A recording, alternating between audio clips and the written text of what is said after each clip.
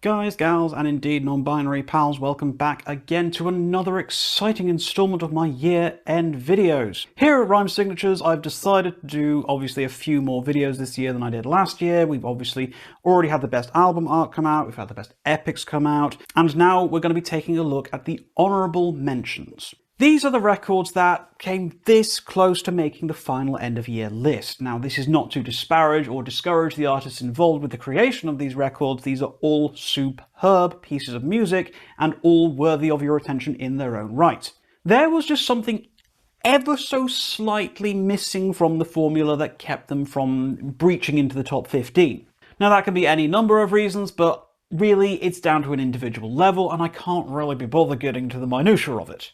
Instead of doing any kind of numerical order with these, I'm going to be putting these in alphabetical order because the reality is these are all pretty much equal with each other in terms of how I feel about them. There's quite a variety of different sounds and genres on offer here, so hopefully you'll see something that you feel you can get your teeth into. So with that being said, let's get straight into things.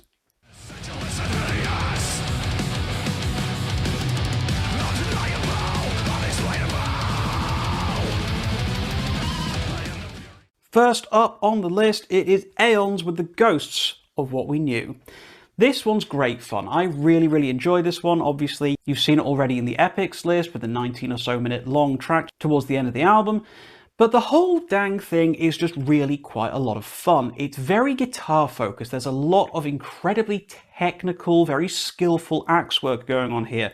And I feel this is one that anybody who appreciates extremely proficient, extremely technical progressive metal will get a lot out of. Vocals are fantastic, definitely erring more on the kind of aggressive and violent side of things, but that's not to say there aren't moments of levity and moments of cleaner music to be found within. But for the most part, this is definitely one for those who like their music on the heavy side. I love it, I think it's fantastic, and I thoroughly recommend it.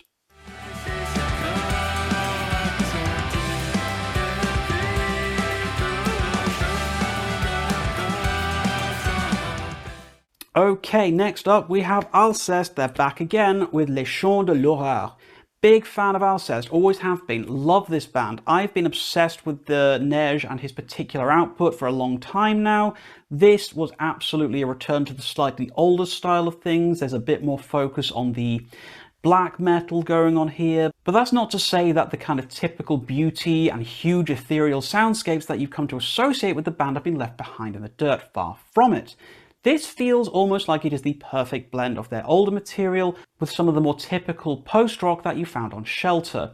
What I find this makes for is one of the most well-balanced albums in Alcest discography and definitely an easy starting point for anybody looking to dip their feet in.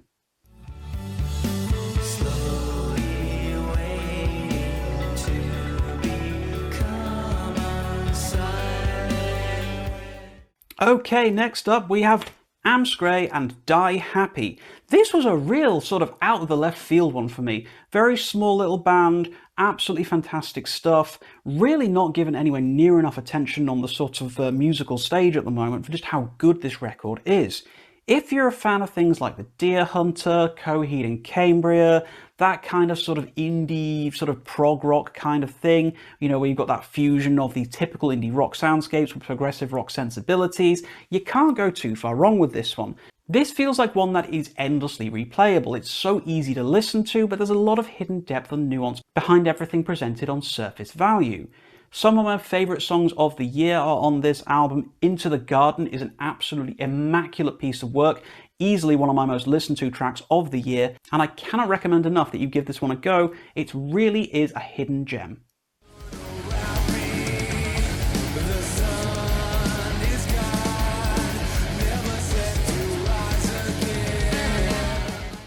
Right, now we have Ancients and Beyond the Reach of the Sun. Huge fan of this one. I have been craving some kind of sludgy, Mastodon-esque music for a little while now. Now, obviously, the last time I had a great time with that kind of music was with Mastodon with Hushed and Grim, which came out a couple of years ago. Loved that. But I've been wanting something to scratch that kind of itch again for a little while, and I will tell you now, Ancients coming back to the scene with this album has not disappointed in any way whatsoever. This is a big, spacey, epic, sprawling album. It goes on for a long time, but it never feels like it's dragging. It's always got something interesting to say, It's always got something new and expressive going on behind the scenes, and I've had an enormous amount of fun getting very well acquainted with this record, and I think you will have a blast with this one.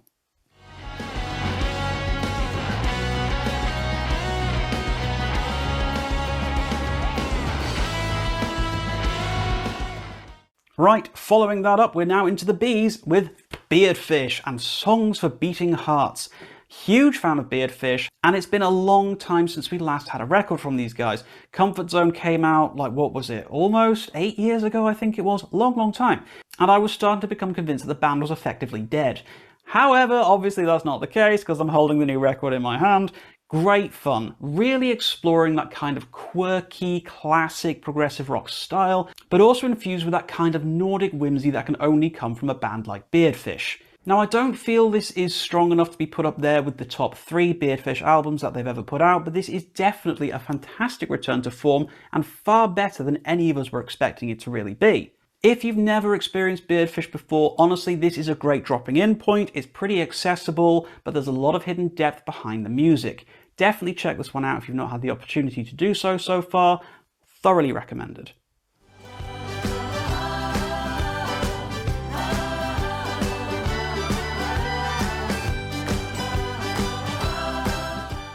Right, no shame in this one, it's Bluey and Prog Island. Yeah, I have a big soft spot for the Bluey soundtracks, and I know that the inclusion of this over some slightly more high-profile prog rock and metal releases might have some of you raising a quizzical eyebrow. And I get it, not everybody is into the Healer family as I am, and that's fine, that is absolutely fine. But regardless of your feelings on the show or not, Geoff Bush and his crew have done an incredible job creating one of the most memorable, delightful, and utterly charming soundtracks of the year. Everything on this feels like it has been crafted with love and passion, and it all just feels so incredibly warming throughout.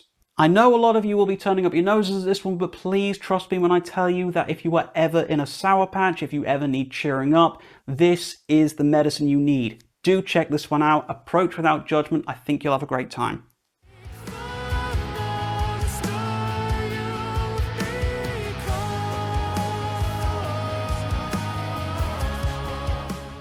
Right, I haven't picked this one up on physical form yet, but it's Caligula's Horse with Charcoal Grace. Okay, yeah, Caligula's Horse. These guys lost me a little bit with the album prior to this. I wasn't a big fan. It was fine, but it didn't light my world on fire. But that being said, the band do have a great back catalogue. In Contact is one of my absolute favourites. Huge fan of The Tide, The Thief and River's End. And of course, regardless of my feelings of the previous one of Rise Radiant, I was still very much looking forward to new material from them. And honestly, Charcoal Grace has not disappointed. I do feel in a lot of ways that this one has kind of banished the cobwebs that I felt from Rise Radiant. I do feel that the band have got a renewed sense of vigour about them. The songwriting feels tighter, the guitar lines feel more interesting, Jim Gray's vocals are as outstanding as they've always been, but something about the sum of the parts on this album really stuck for me. This was quite an early release in 2024, and when I was doing research for what I felt my honourable mentions should be, I remember seeing it in the list, and I was like, oh my god, yes, I remember this one, listened to it again, and if anything, my estimations rose even higher. This is a great album, highly recommended to people looking for that kind of classic progressive metal sound, and you really don't want to miss out on this one.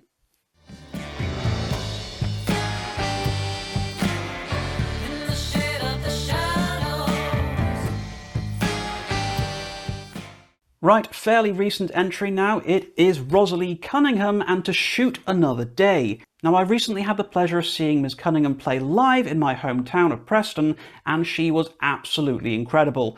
And I really do feel that it brought a whole new level of appreciation for me to the songs within.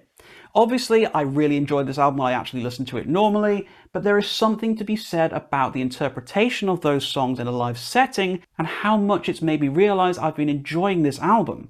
This is a great fun time, it's really retro sounding, it's got that kind of sort of 60s aesthetic going on, especially if you're a big fan of like the Beach Boys, the Beatles, all that kind of thing. Cross that in with a bit of Kate Bush and you've got a really good time going on. Now, I don't feel that To Shoot Another Day is quite as strong as Two Piece Puzzle that came before it a few years ago, but it definitely showcases that Rosalie is a songwriter and a musician whose skills are definitely one to keep an eye on.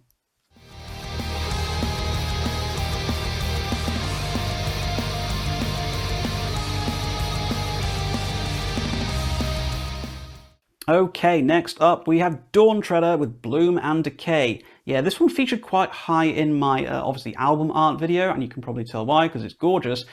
But let's talk less about the art and more about the music. Okay, so I love Death Heaven. I love that kind of, what's the best way of putting it? Post-black metal thing, the whole black gaze kind of genre, where you take your shoegaze, your post-rock, and you blend it in with black metal, and it works so well for me. And this is a supremely addictive example of that particular genre. I've had so much fun listening to this. It's one of those albums that I can press play on and then just fade away into nothingness, as the sheer scale of the music will just wash over me completely and time just dilates into nothing. I love this album. I think it's really, really fun. It's got a great sound, it's got a great production going on. This is a one-man project, and you'd never think it though when you listen to it. It feels like there is a massive band behind this. The songwriting is absolutely superb, and I can't think of a single black gaze album that's come out in the last few years that's better than this one.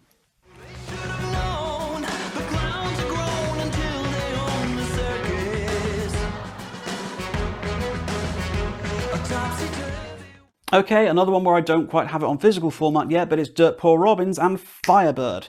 This is a huge treat. I love this album. I love this band. I have Nathan on Shuffle to thank for putting me onto these guys with Queen of the Night a few years ago, and of course, now that I was familiar with that album, I was really excited for Firebird. This has not disappointed one iota. This is a great, great record. It did take me a couple of listens to fully get into, though I won't lie to you, because I was expecting the same level of camp theatricality that came with Queen of the Night, but what I got instead, at least on the initial songs, was something far more somber, something a lot more serious, a lot more thoughtful and meditative. And initially I wasn't sure if it was for me or not. I wasn't sure if that was the style I was really wanting from Dirt Poor Robins, but the more I've listened to this, the more I've come to appreciate that particular style, that particular attitude from them, and I think Firebird is a remarkably well done record with some great poppy aesthetics coupled with the theatricality that they've got going on and the various different prog rock aesthetics as well. It's a great album. It's a lot of fun. I think this is an album that most people out there will definitely get at least something from, regardless of what your musical aptitudes are. So absolutely check this one out. Dirt Poor Robins is Firebird. Honestly, it's just such a fun time.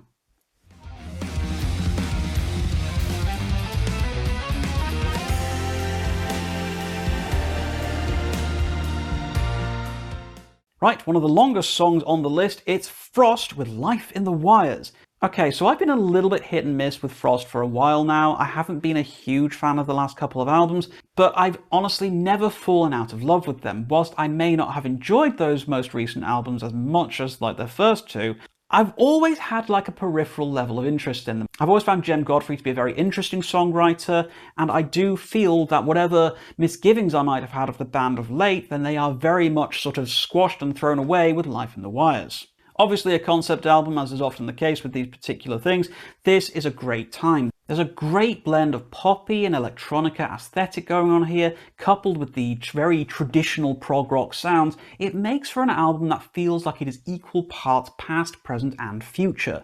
And honestly, for that kind of sound, it takes a very particular mind, and I really do feel that Jem Godfrey has done a superb job of crafting something that feels so uniquely Frost, but yet so familiar to people of all kinds of walks of life. If you've never listened to Frost, again, I do feel this is a good entry point to the band, but don't neglect the earlier works. Million Town remains an absolute classic, and whilst this may not be quite up there with it, for me this is definitely the best Frost have sounded in at least a decade.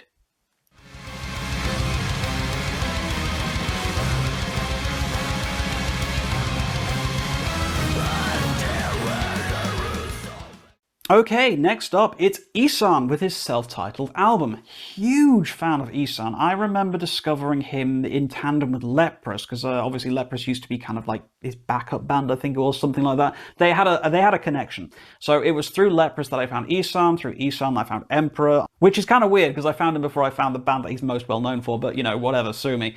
And I fell in love with his really unique kind of guttural high-pitched scream. I loved it so much the second I heard it. I thought this is the nastiest, most disgusting noise ever, and I think it's brilliant. So imagine how excited I was going to be when I found out that his new self-titled album was going to have a huge amount of orchestrated work alongside the black metal.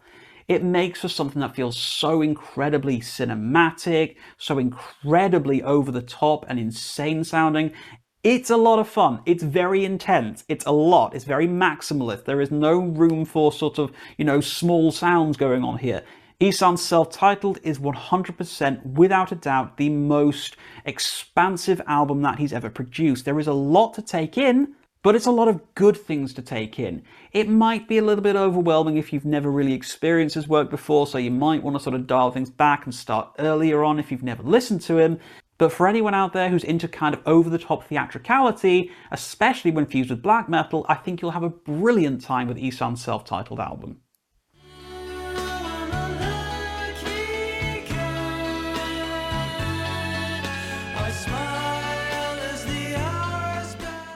Right, going the complete opposite direction to Ihsahn, it's the Lemon Twigs and A Dream Is All We Know.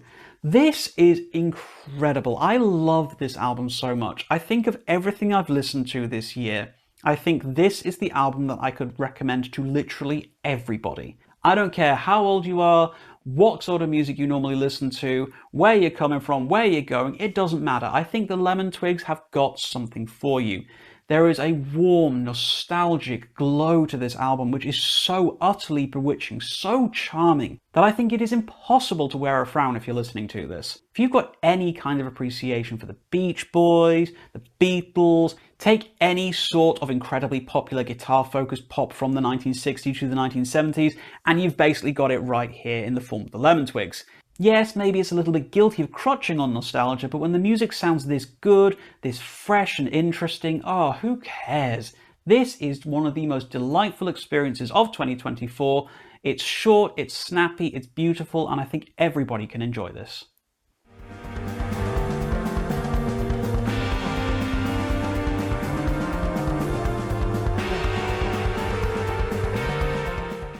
Okay, penultimate record, it's Aeons by Slift. This was one of the earliest records in the year I remember slightly obsessing over. This came out quite early into 2024, and the fact that it is still here in my brain at the end of the year on this list should give you an indication as to how much it has stayed with me. It's a very long record. Again, this is like the sort of 70 to 80 minute range, I think it was, and it feels that length, but in a really good way. This is an album that will take you places. It is big, it is spacey, it is over the top, but at the same time really kind of minimalist in the amount of instrumentation it's got going on. Things get stretched out for a long time. The soundscapes on here feel pulled and stretched to their breaking point. There's nothing really that immediate about this album, but I think over the course of its entire length, if you take it in as one piece, you shut off all distractions and allow it to completely wash over you, it's an overwhelming experience in the best possible way. I cannot count the number of times I've completely spaced out to this album and just forgotten about the world, so in that way it's kind of a great record to de-stress to, even if the music can be a little bit overwhelming at times. It's not an easy recommendation to everybody because you kind of have to have a lot of patience with this album, but I think if you're willing to give it a shot and you're into kind of big, spacey moods and atmospheres, I think this album has a great chance of making a big impact with you.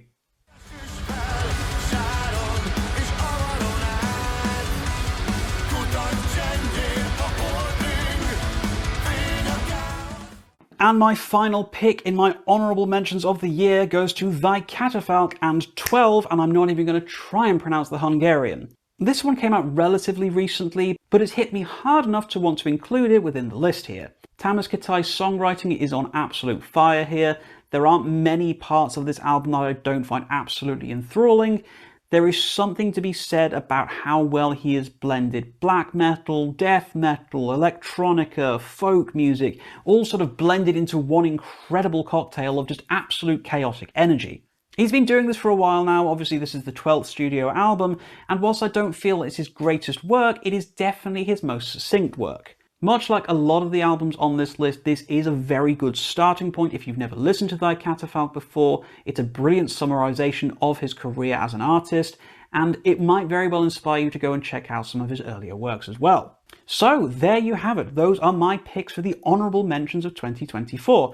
I know, I've missed out your favourites, I get it. I had to exclude a lot of albums to bring this down to a tidy 15. I'd nearly thought about doing a 20, but then I figured the video might be too long, and it probably is too long already. So honestly, if you're not sure about what I feel about a particular record, I've probably already done a review of it, which explains my thoughts and feelings already. But there's been a heck of a lot of albums that I've just simply not listened to enough to be able to really justify keeping them on this list.